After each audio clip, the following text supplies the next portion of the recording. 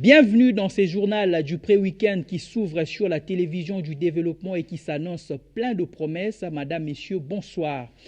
La République démocratique du Congo comme pays solution est très attendue au sommet des 3 bassins sur les écosystèmes de biodiversité et des forêts tropicales qui s'est ouvert depuis hier jeudi au Congo-Brazzaville. Ces assises destinées à lutter contre la déforestation mettent autour d'une même table les dirigeants de l'Amazonie, les pays des bassins du Congo et les dirigeants de la région des Bornéo, Mekonga. Images et commentaires.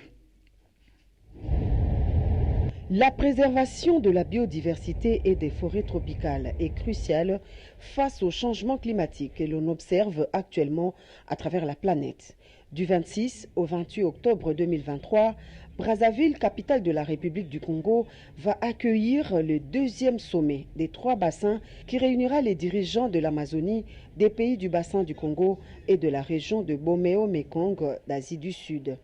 L'objectif est de mettre en œuvre la première coalition mondiale pour la restauration de 350 millions d'hectares d'écosystèmes terrestres et aquatiques dans le cadre de la décennie des Nations Unies pour la restauration des écosystèmes. La République démocratique du Congo, en tant que pays détenteur de solutions aux problèmes de réchauffement climatique, est résolument engagée à se présenter à ce sommet. La prise de parole du président Félix-Antoine Tshisekedi Tshilombo à ce sommet est très attendue lors du sommet des chefs d'État le 28 octobre prochain. Le chef de l'État de la RDC va rappeler au monde que la forêt équatoriale de son pays est le 2e massif forestier du monde avec ses 155 millions d'hectares de forêt, soit 67% du territoire national, près de 10% des forêts tropicales du monde, près de 38% des celles de l'Afrique et environ 60% des celles du bassin du Congo. Plus ou moins 2000 représentants des communautés riveraines du bassin du Congo, de l'Amazonie et de bassin de Bornéo-Mekong en Asie du Sud sont attendus dans la capitale congolaise. Sur place, ce jeudi 26 octobre, le Centre international des conférences de Kintele, site choisi pour abriter ce sommet, a réuni les experts de plusieurs pays venus discuter des différentes thématiques qui seront développées lors de ces travaux. Pour la suite, l'agenda du sommet prévoit pour ce vendredi la conférence des gouvernements et des partenaires associés à cette question de climat et de la biodiversité. La grand-messe des chefs d'État interviendra le samedi 28 octobre, jour prévu pour la clôture.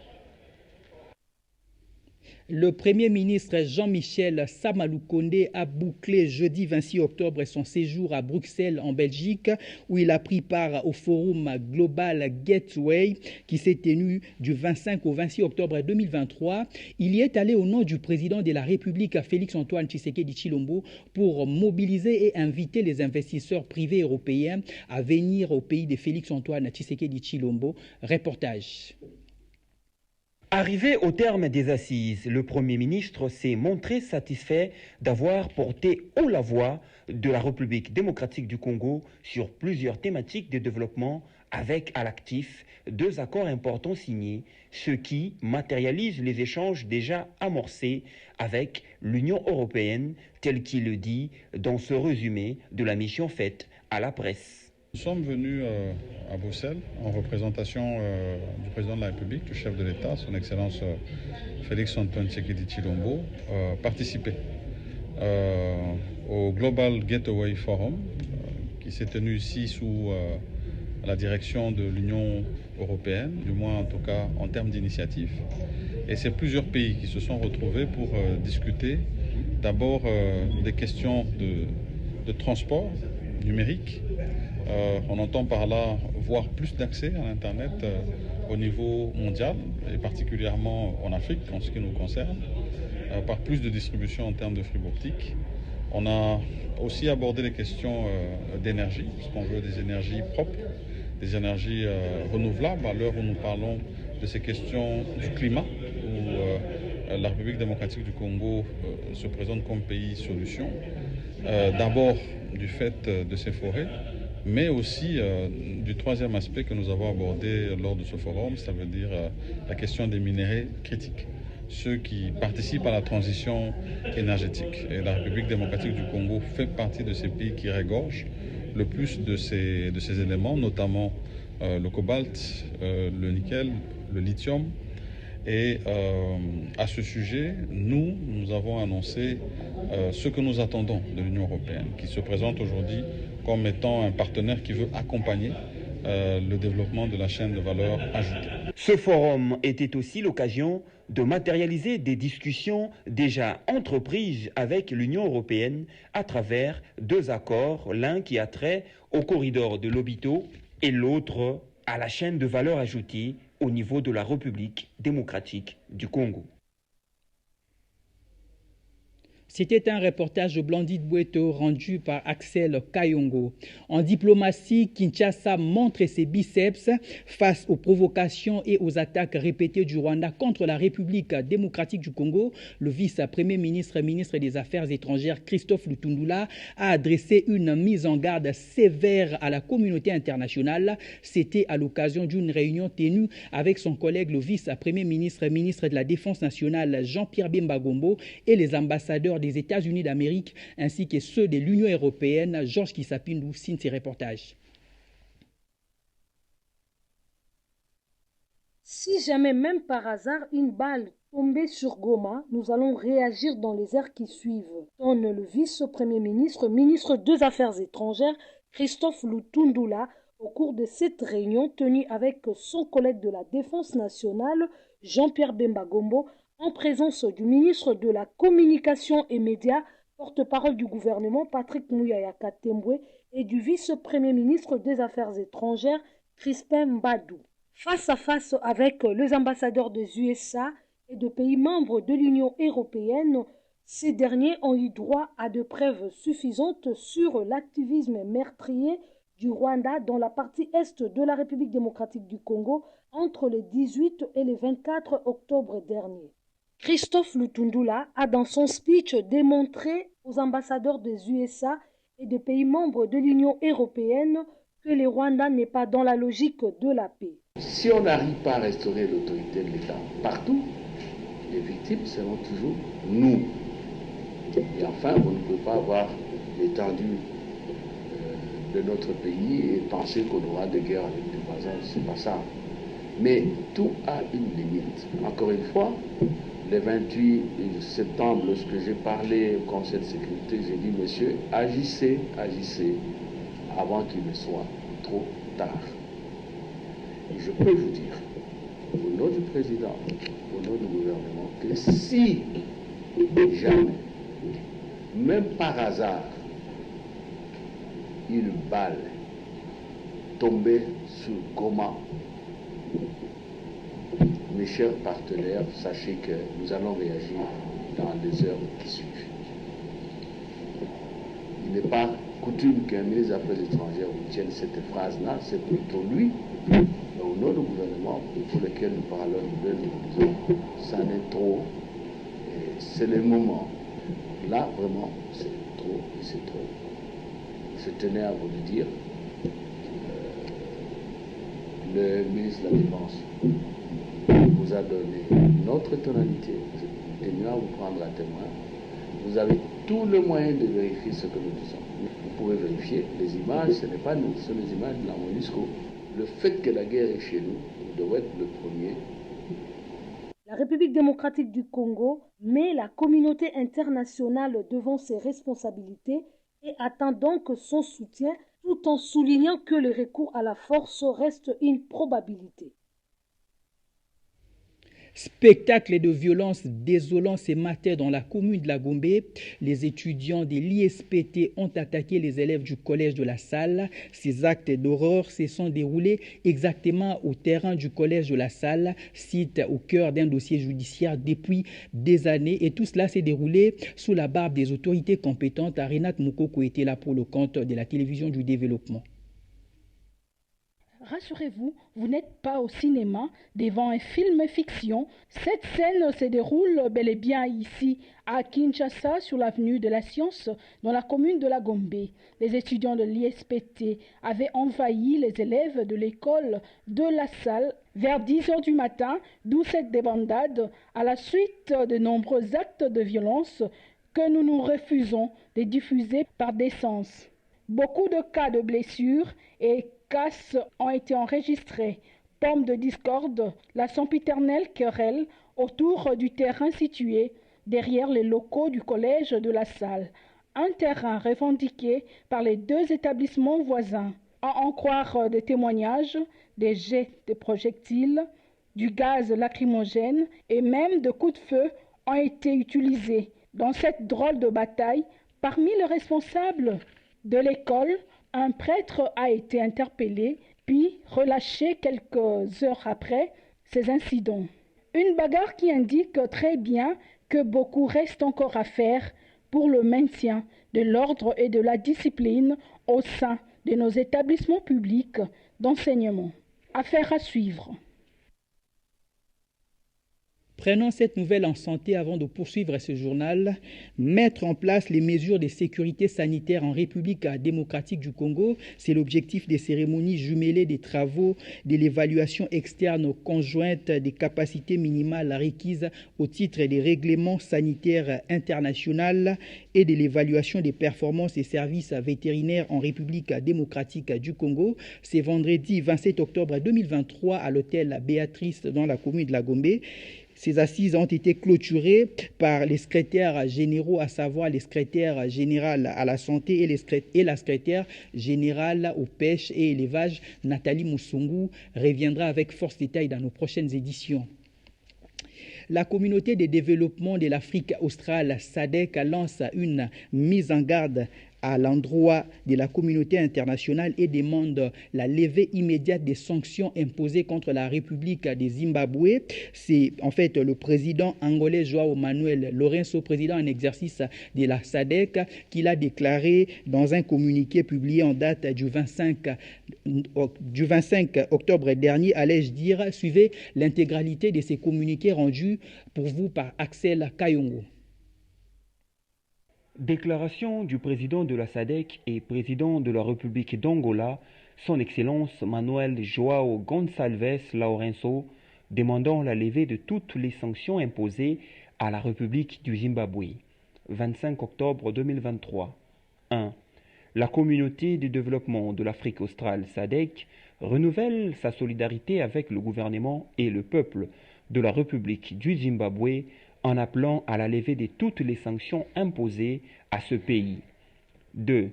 Cet appel de la SADC à la levée immédiate des sanctions contre la République du Zimbabwe s'inscrit dans un contexte d'inquiétude croissant quant à l'impact que ces sanctions continuent d'avoir sur le pays et la région de la SADC. 3. Dans sa dimension régionale, la SADC est fermement convaincue que les sanctions ciblées visant quelques individus au Zimbabwe ont des répercussions négatives sur le pays. Plus de 20 ans se sont écoulés depuis l'imposition de ces sanctions ciblées, 2 décennies marquées par l'incapacité du peuple zimbabwéen à réaliser pleinement son potentiel dans les différents secteurs de la vie nationale. 4. Cette réalité, qui n'est pas nouvelle aux yeux de la communauté internationale, nuit à l'image du Zimbabwe et limite son potentiel d'accès aux marchés financiers et des marchés des capitaux. L'ampleur de ces obstacles à la croissance socio-économique du Zimbabwe sur les moyens de subsistance de la population illustre une atrocité contemporaine que nous, en tant que famille de la SADC, ressentons fortement comme un empêchement à la poursuite de notre quête commune d'intégration régionale, de croissance et de prospérité par l'un de nos membres. 5. Pour cette raison, la SADC exprime à nouveau son souhait de voir la communauté internationale prendre en compte le rapport du rapporteur spécial sur l'impact négatif des mesures coercitives unilatérales adoptées sur le respect des droits de l'homme établi par Alena Gouane lors de sa visite au Zimbabwe. Document A/HRC/51/33 ADD.2 qui propose la levée de ces sanctions dans le respect des principes fondamentaux du droit international. 6. Notre appel à la levée des sanctions contre le Zimbabwe est une demande ferme adressée à la communauté internationale en vue de changer la rhétorique, l'histoire et l'orientation du pays. La levée inconditionnelle des sanctions permettra au Zimbabwe et à la région de la SADC de consolider leurs efforts collectifs tendant à stimuler la croissance nationale et régionale et à réaliser des progrès substantiels dans les domaines essentiels de la bonne gouvernance, des droits de l'homme et de la cohésion sociale. Par conséquent, il revient à toutes les parties concernées de contribuer à la refonte de la politique du gouvernement et de la population de la République du Zimbabwe. 7. Au moment où le climat global d'insécurité pose des problèmes liés à la sécurité alimentaire et d'autres enjeux pertinents sur les continents africains et dans la région de la SADC, les sanctions imposées à la République du Zimbabwe constituent une double menace alarmante aux moyens de subsistance et à la survie de ces populations. 8. La SADC demeure disposée à soutenir, par les moyens nécessaires, la levée effective des sanctions imposées à la République du Zimbabwe. Elle est convaincue que la communauté mondiale, par son sens de l'humanité, incitera tous les acteurs concernés à prendre des mesures concrètes dans ce sens. Président de la SADC et président de la République d'Angola, Manuel João, 25 octobre 2023. Les avancées de la lutte pour l'instauration de la bonne gouvernance publique en République démocratique du Congo, c'est le thème d'une conférence débat qui s'est clôturée ce vendredi 27 octobre 2023 à Bruxelles en Belgique, organisée par l'Inspection générale des finances et l'Université libre de Bruxelles. Ces assises qui se sont déroulées pendant 2 jours s'étaient ouvertes hier, jeudi 26 octobre 2023. Judith Mambabwa y reviendra dans nos prochaines éditions. Et nous allons prendre cette nouvelle, le monde de la culture en deuil. Il vient de perdre le célèbre guitariste Rigobert Bamundele alias Rigo Star.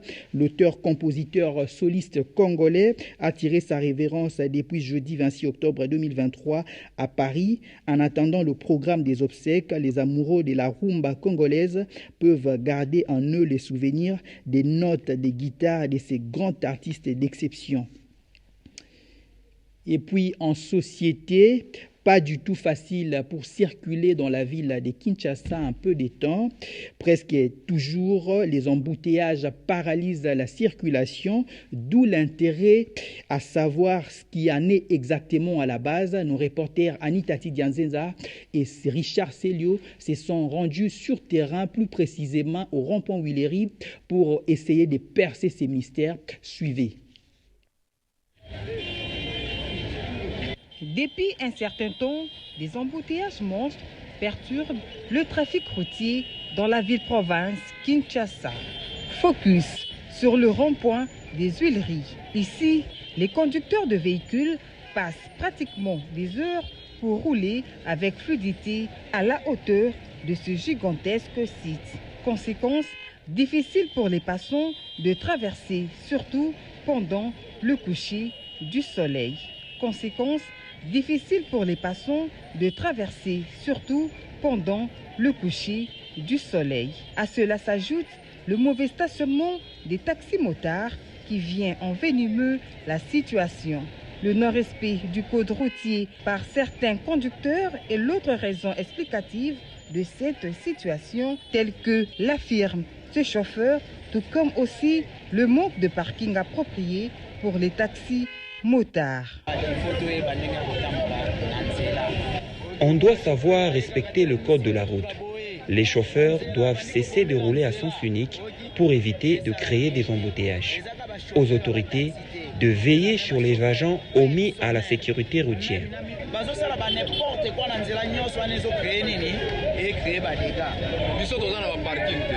Nous n'avons pas de parking, mais nous payons quand même 500 francs par motard pour garer nos motos.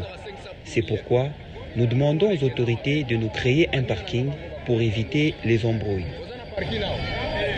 Étudiante à l'IFASIC, Nadège Mouadi a aussi un mot à ce propos. Ce qui cause beaucoup plus les embouteillages ici à Kinshasa, je crois que c'est premièrement par les incompréhensions de chauffeurs et de receveurs. Voilà.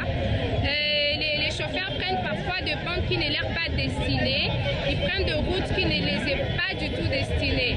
La conduite routière est une matière soumise à des règles simples mais strictes, composées dans le code de la route et à des principes de savoir-vivre et de savoir-être. Pour remettre de l'ordre sur nos routes, l'autorité compétente est appelée à trouver des solutions adéquates.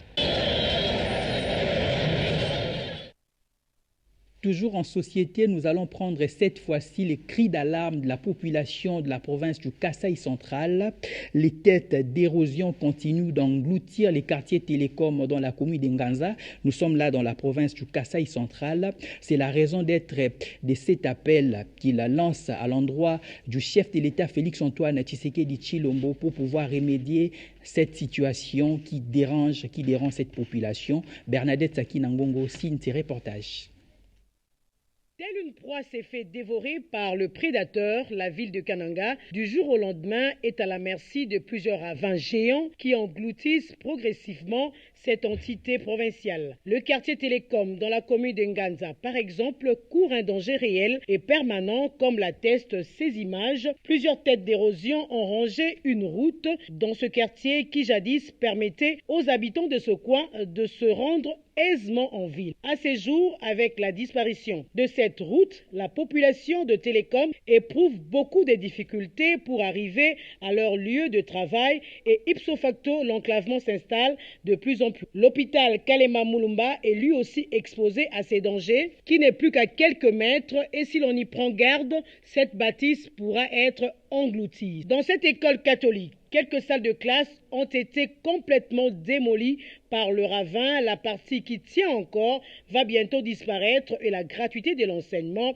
est de ce fait menacée à Kananga. Pour regagner leur domicile respectif, les élèves courent le danger de l'éboulement de terrain en escaladant ce ravin de plus de 2 mètres de hauteur. Des démarches ont été entreprises au gouvernement provincial qui reste jusque-là lettre morte. Ainsi donc, la population de ce coin sollicite l'implication directe du chef de l'État Félix-Antoine Tshisekedi Tshilombo, sinon le pire va évidemment arriver. Quelques personnes de bonne volonté et leurs maigres revenus ont entrepris de travaux anti-érosifs à l'instar du notable et dignitaire Pierre-Célestin Ngalamouloumé Moubengaï qui sollicite du gouvernement central un peu d'attention sur la ville de Kananga. Les différentes forces vives de cette entité provinciale attendent également de pied ferme une intervention efficace dans le meilleur délai. Voilà. Nous allons maintenant prolonger l'actualité à travers le colonne de journaux paru cette matinée dans la capitale, la revue de presse signée Nathan Tamboué.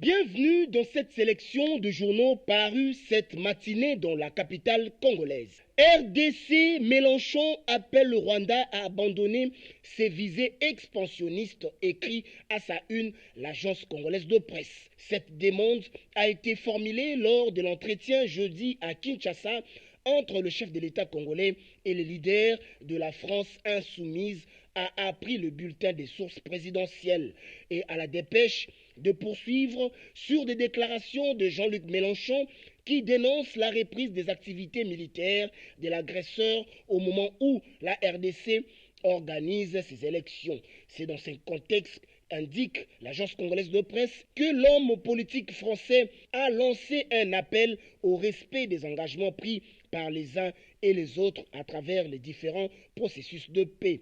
Et au bulletin de souligner que Jean-Luc Mélenchon était accompagné de quelques parlementaires français auteurs d'une proposition visant à pousser la France à condamner l'agression rwandaise en RDC. Sénat, fausse alerte sur une pétition contre l'équipe Bahati, dénonce Africa News. Pour le tabloïd, au Sénat, le climat est serein en dépit des distillations sur les réseaux sociaux, des fake news de tout genre contre son président, l'ensemble du bureau et les sénateurs. Et au tri hebdomadaire panafricain de renchérir, ces visées consistent à éprouver la cohésion au sein de l'union sacrée de la nation. Cette pétition est imaginaire, commente le journal, selon les services de communication du président du Sénat, qui attribue cette action aux détracteurs du président Modeste Bahati Lukwebo et de l'Union sacrée de la nation. À en croire Africa News, qui cite Jimmy Mukelenge, coordonnateur de la cellule de communication du président du Sénat et qui a signé ces communiqués pour tordre le cou à une rumeur, laissant entendre que le speaker de la Chambre haute du Parlement avait promis un soutien à la candidature du docteur Denis Mukwege à la présidentielle du décembre 2023. Ce sont des allégations mensongères qui relèvent de l'imagination funeste de ceux qui veulent nuire l'Union sacrée de la nation à l'approche des élections générales de décembre prochain, conclut le tri hebdomadaire. CENI AIFES, satisfait de la conduite du processus électoral à la veille du scrutin du 20 décembre, constate Forum des As. Le président de la centrale électorale, Denis Kadima, a présidé une séance de travail avec une délégation de la Fondation internationale pour les systèmes électoraux, conduite par son président Anthony Bandbouri. Partenaire technique et financier de la CENI, révèle le quotidien, AIFES a apprécié tous les efforts déployés par la CENI pour mener à bon port ce processus dont le point culminant est la présidentielle couplée aux législatives et aux communales du 20 décembre 2023. À l'heure qu'il est, confirme le confrère en exploitant les propos des Bandbouri, il n'y a pas de doute possible, nous nous dirigeons vers les élections qui devront refléter les aspirations de tout le peuple congolais qui attend spécialement ce jour-là. Pression sur le gouvernement, la voix des sans-voix exige l'extradition de John Numbi en RDC. Il y a la prospérité dans ses pages intérieures. Il reste pour cette ONG de droits de l'homme, précise la consoeur, le suspect numéro 1 de l'assassinat de Floribert Chebeya et de Fidel Bazana. Par ailleurs, martèle le journal, la VSV condamne les déclarations tendancieuses et les menaces prononcées par John Numbi contre les institutions de l'État à quelques semaines des élections. Selon cette ONG, note le quotidien, le gouvernement de la RDC est appelé à collaborer avec les pays pour faire pression au Zimbabwe et tous les autres États pour son arrestation immédiate et sans condition afin d'être extradé en RDC. Et à la prospérité de conclure, en relayant les inquiétudes de la VSV, John Numbi étant libre reste un danger public, surtout pour les défenseurs des droits de l'homme. Kintele à Brazzaville, les forêts tropicales au cœur des enjeux climatiques, nous renseigne l'hebdomadaire Bonne Gouvernance. L'Amazonie, le Congo et le Bornéo-Mékong en Asie du Sud-Est constituent les 3 grands bassins forestiers tropicaux du monde, indique le journal. Ils fournissent, explique l'hebdomadaire, l'oxygène dont la planète a besoin. C'est la raison pour laquelle plus de 3000 participants, dont des chefs d'État et de gouvernement, des ONG nationales et internationales spécialisées dans les questions de l'environnement, des forêts et des climats, des scientifiques et experts se sont donné rendez-vous au Centre international de conférence de Kintele du 26 au 28 octobre au Congo-Brazzaville, avec comme enjeu et objectif du sommet, précise l'hebdomadaire Bonne Gouvernance, préserver la biodiversité et les forêts tropicales, mais également construire une coalition mondiale afin d'accélérer la transition énergétique. C'est tout pour cette revue de presse. Bonsoir.